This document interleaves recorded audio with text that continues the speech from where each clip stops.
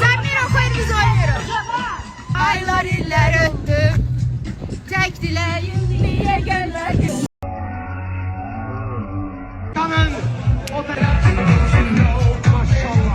Maşallah.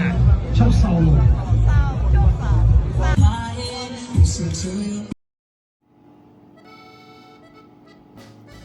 Sayca 9-cu dəfə keçirilən Bakı marafonu ilk dəfə 42 kilometr tam məsafədə təşkil olunub. Yarış Dövlət Bayrağı meydanından start götürüb və iştirakçılar müəyyən edilmiş marşrut üzrə Sibriz ərazisində finiş xəttinə çatacaqlar.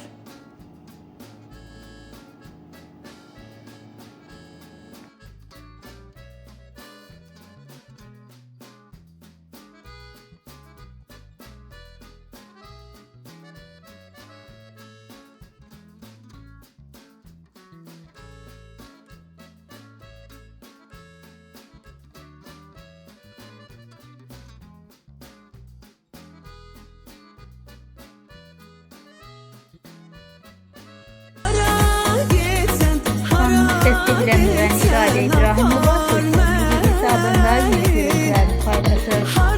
Paylaşım izleyicilerin marağına sebep oldu. Fotoğrafların fotoğrafında sayıda beğeni ve şərh gəlib.